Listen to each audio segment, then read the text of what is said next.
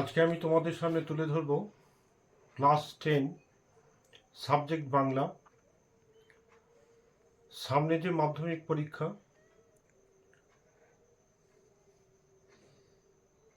সেই পরীক্ষায় আজকে যে গল্প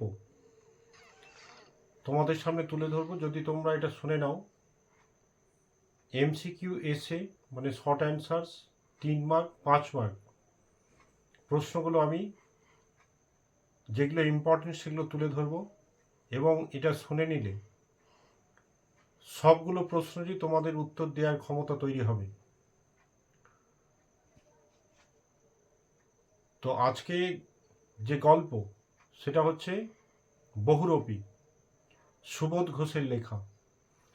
এখানে মুখ্য চরিত্র হচ্ছে হরিদা। এই হরিদা একঘেয়েমি কাজ করতে ভালোবাসেন না, তাই তিনি তার কাজের প্রতি, যে কাজটা করতেন ওই কাজের প্রতি যত্ন এবং সচেতনভাবেই কাজগুলো করতেন। তো এই হরিদা বর্তমানে বাড়িতে ভাতের জল ফোটে কিন্তু হাঁড়িতে চাল পড়ে না। তার মানে এতটাই হরিদার অবস্থা, মানে অর্থনৈতিক অবস্থা খুব খারাপ। তবুও তিনি লোককে হাসাতে তিনি বহুরূপী সাজেন।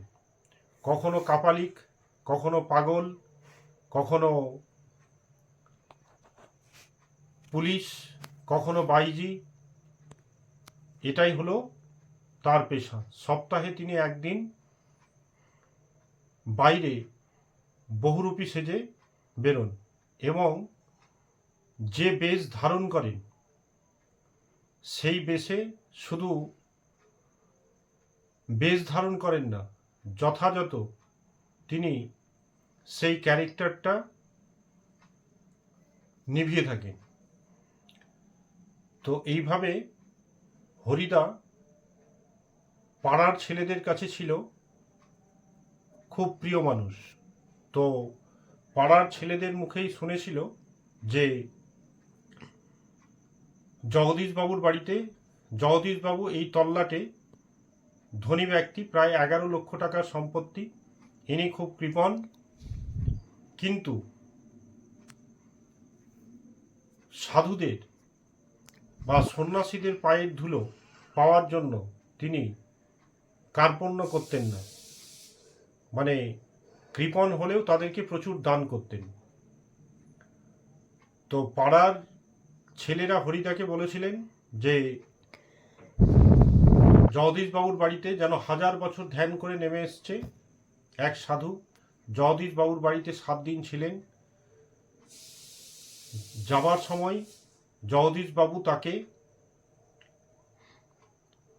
খড়মের জুতোর বোল, সোনার বোল এবং প্রণামী হিসেবে 101 টাকা দিয়ে দেন জগদীশবাবু। তখন হরিদা সেই যুবকদেরকে বলেছিল যে যদি আমি একদিন জগদীশবাবুর বাড়িতে যাব এবং বুঝিয়ে আসব যে প্রকৃত সন্ন্যাসী কাকে বলে। তো হরিদা একদিন ধারণ করলেন কোমরে বাঘের ছাল, কপালে তিলক, হাতে কবচ কুণ্ডল, গোটা শরীরে ছাই। মনে হচ্ছে যেন 1000 বছর ধ্যান করে কোনো সাধু বা সন্ন্যাসী এসে পড়েছে। এইভাবে তিনি এই বেশ ধারণ করে জগদীশবাবুর বাড়িতে প্রবেশ করেন। তো জগদীশবাবুর উপর থেকে, দোতলা থেকে এই হরিদা, সন্ন্যাসী বেশি হরিদা, বহুরূপী বেশি, উপর থেকে সম্ভাষণ জানিয়েছিলেন। তখন হরিদা, মানে সন্ন্যাসীরূপী হরিদা, জগদীশবাবুর উদ্দেশ্যে বলেছিলেন, আপনি কি ভগবানের চাইতেও বড়? কোনো কেউ বাড়িতে এলে তাকে নিচে এসে সম্ভাষণ জানাতে হয়, কিন্তু আপনি উপর থেকেই সম্ভাষণ জানাচ্ছেন। তাই হরিদা জগদীশবাবুর উদ্দেশ্যে বলেছিলেন, আপনি কি ভগবানের চাইতে বড়? এটা 3 মার্কের জন্য খুব ইম্পর্টেন্ট। তো এইভাবে হরিদা যখন জগদীশবাবুর বাড়ি থেকে বেরিয়ে যান, তো জগদীশবাবু পায়ের ধুলো মানে আশীর্বাদ পাওয়ার জন্য হরিদা সন্ন্যাসী বেশি হরিদাকে 101 টাকা দিচ্ছিলেন, কিন্তু হরিদা সেটা গ্রহণ করেননি, দিয়ে চলে যাওয়ার পরে ছেলেদের বলেন যে আমি জগদীশবাবুর বাড়িতে গিয়েছিলাম, জগদীশবাবু আমাকে 101 টাকা দিচ্ছিল, আমি নিইনি। তখন সেই ছেলেরা বলেছিল হরিকে যে তোমার বাড়িতে জল ফোটে, চাল পড়ে না, আর তুমি এত টাকা দিচ্ছিলে, নাওনি। তখন হরিদা, এখানে একটা ভালো প্রশ্ন আছে, তখন হরিদা সেই ছেলেদের বলেছিল আমি যদি সেই অর্থ নিতাম তাহলে আমার সাধু সাজার ঢং নষ্ট হয়ে যেত। হ্যাঁ, যেতে হবে, আবার যেতে হবে, এটা 3 মার্কের জন্য আসতে পারি, যে হ্যাঁ যেতে হবে, আবার যেতে হবে। কোথায়? জগদীশবাবুর বাড়িতে। কেন? যে বহুরূপী সেজে যেটুকু পাওয়া যায় সেইটুকু আমি জগদীশবাবুর কাছে সেই অর্থটাই আনতে যাব। তারপর একদিন হরিদা চকের বাস স্ট্যান্ডে পাগল সেজে যখন ইট নিয়ে মানুষদের দিকে তাড়া করছিলেন, মানুষরা ভয়ে কাঁপছিল, তখন সেখানে সেই চকের বাস স্ট্যান্ডে কাশীনাথ বাস ড্রাইভার যখন দেখছে যে বেগতিক মানুষ চিৎকার করছে, তখন হরিকে বলেছিল বেশ হয়েছে হরি, এবার থেমে পড়ো। তার মানে কাশীনাথ বুঝতে পেরেছিলেন যে এই হরি বহুরূপী, এই হরিদাই এই বহুরূপী পাগল সেজে আজকে মানুষকে ভয় দেখাচ্ছে। তো মানুষ এত ভয় পেয়েছিল, তাই হরিদা, কাশীনাথ বাস ড্রাইভার হরিদাকে বলেছিলেন বেশ হয়েছে হরি, এবার থেমে পড়ো। একবার হরিদা দয়ালবাবুর লিচু বাগানে পুলিশ সেজেছিলেন এবং স্কুলের 4টি ছাত্রকে তিনি ধরেছিলেন। তো হেডমাস্টার তাদেরকে ছাড়ানোর জন্য 8 আনা দিয়েছিলেন হরিদাকে, কিন্তু বুঝতে পারেননি যে হরিদা হচ্ছে বহুরূপী।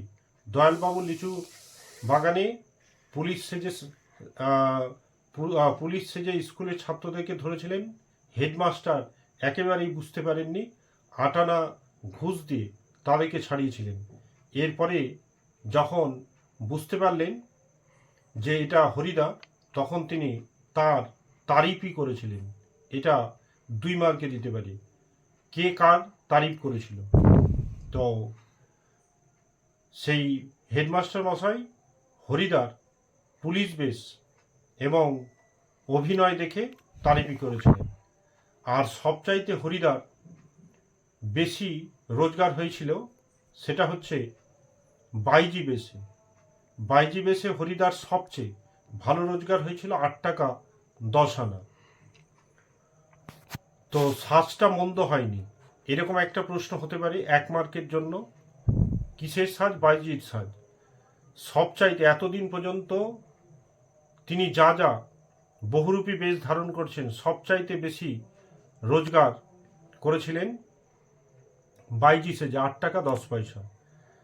তো এই হরিদা সবাইকে হাসাতে ভালোবাসত এবং বাঁচতেন, এবং একঘেয়েমি কাজ করতে পছন্দ করতেন না। এই হচ্ছে বহুরূপী। এবং তোমাদেরকে এবার 1 মার্কের কিছু প্রশ্ন, 3 মার্ক এবং 5 মার্ক, যেগুলো আমি বই থেকেই তুলে দিচ্ছি, এগুলো করো, 100% বলছি আসবে। ভালো লাগলে সাবস্ক্রাইব, লাইক এবং শেয়ার করতে ভুলো না। বহুরূপী থেকে যে এমসিকিউগুলো ইম্পর্টেন্ট, 2027-এ বড় মানুষের কাণ্ডের খবর আমি কেমন করে শুনব? কার উক্তি? হরিদাস। জগদীশবাবুর বাড়িতে আসা সন্ন্যাসী সারা বছর খান একটি হরিতকি? উত্তর। চকের বাস স্ট্যান্ডে আতঙ্কের হল্লা বেজে ওঠার কারণ কি ছিল? একটি পাগল। বহুরূপী গল্পে বাস ড্রাইভারের নাম কি ছিল? কাশীনাথ। খুব হয়েছে হরি, এইবার সরে পড়ো, অন্যদিকে যাও, এই কথা কে বলেছিলেন? কাশীনাথ। ছদ্মবেশে সেদিন হরিদার রোজগার মন্দ হয়নি। বাইজিৎ ছদ্মবেশে। বাইজিৎ ছদ্মবেশে হরিদার রোজগার কত? 8 টাকা 10 আনা। যার লিচু বাগানে হরিদা পুলিশ সেজে দাঁড়িয়েছিলেন তিনি হলেন দয়ালবাবু। হরিদা দাঁড়িয়েছিলেন দয়ালবাবুর লিচু বাগানে। নকল পুলিশ সেজে হরিদা মাস্টারমশাইয়ের কাছ থেকে কত টাকা ঘুষ নিয়েছিলেন?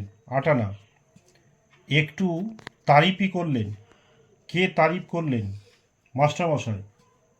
সপ্তাহে হরিদা বহুরূপী সেজে বাইরে যান একদিন। বাসের কিসের চাঁদা নেওয়ার জন্য জগদীশবাবুর বাড়ি যাওয়া হয়েছিল? স্পর্শের। আশ্চর্য হয়েছি, একটুও ভয় পেয়েছি। আশ্চর্য হয়েছি, বলছে একটু ভয়ও পেয়েছি। হরিদা কোন রূপ দেখে বক্তার এমন দশা হয়েছিল? বিরাগীর রূপ দেখে। বিরাগীর ঝোলার ভেতরে কি ছিল? গীতা। আমি মহারাজ নই, আমি এই সৃষ্টির মধ্যে এক কণা ধুলি। বিরাগী জগদীশবাবুর বাড়িতে কি খেয়েছিলেন? ঠান্ডা জল। হরিদার মতে জগদীশবাবুর সম্পত্তির পরিমাণ 11 লক্ষ। বিরাগীর মতে পরম সুখ হল সব সুখের যখন থেকে মুক্তি পাওয়া যায়,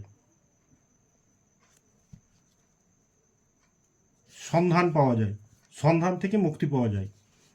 জগদীশবাবু বিরাগীকে প্রণামী হিসেবে দিতে চেয়েছিলেন 101 টাকা। এবার হচ্ছে বহুরূপী থেকে 3 মার্কের জন্য। সে ভয়ানক দুর্লভ জিনিস। দুর্লভ জিনিসটি কি? কে কাকে কিভাবে লাভ করতে চেয়েছিলেন? ওই যে দুর্লভ জিনিস হচ্ছে সন্ন্যাসীর পায়ের ধুলো, যেটা জগদীশবাবু কৃপণ হলেও সন্ন্যাসীর পায়ের ধুলো দিতে প্রচুর খরচ করতেন। ওই জায়গাটা এটা লিখতে হবে। নারে ভাই, বড় মানুষের কাণ্ডের খবর আমি কেমন করে শুনব? উক্তিটির বক্তা কে? বড় মানুষের কোন কর্মকাণ্ডের কথা সে শোনেনি?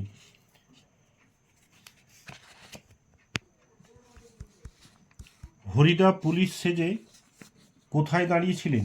তিনি কিভাবে মাস্টারমশাইকে বোকা বানিয়েছিলেন? এবার মারিত হাতি লুটিত ভাণ্ডার। ওই যে ছেলের দলকে বলেছিল হরিদা, মানে মারলে হাতি মারবো আর লুটলে ভাণ্ডার লুটবো। এই প্রবাদ বাক্যটির সরল অর্থ কি? বক্তা কোন প্রসঙ্গে এই কথা বলেছেন? আপনি কি ভগবানের চেয়েও বড়? কাকে এই কথা বলা হয়েছে? তাকে এই কথা বলা হয়েছে কেন? তাতে যে আমার ঢং নষ্ট হয়ে যায়। ঢং বলতে কি বোঝানো হয়েছে? কিসে ঢং নষ্ট হয়ে যাবে? এই দুটোর মধ্যে আসার সম্ভাবনা রয়েছে প্রচণ্ড। এবার বহুরূপী থেকে 5-এর যেগুলো ইম্পর্টেন্ট, তাতে যে আমার ঢং নষ্ট হয়ে যাবে, বক্তা কোন প্রসঙ্গে এই কথা বলেছেন? এই উক্তির আলোকে বক্তার চরিত্র বিশ্লেষণ করো। 2, অদৃষ্ট কখনো হরিদার এই ভুল ক্ষমা করবেন না। ওই যে টাকা দিচ্ছিলেন কিন্তু নেননি, এই যে ছেলের দল বলেছিল, ওই জায়গাটা এটা লিখতে হবে। হরিদা কি ভুল করেছিলেন? অদৃষ্ট ক্ষমা না করার পরিণাম কি? এবং লাস্ট প্রশ্ন 5 মার্কের, বহুরূপী গল্পে জগদীশবাবুর চরিত্র ব্যাখ্যা করো। ভেরি ভেরি ইম্পর্টেন্ট 2027-এর জন্য।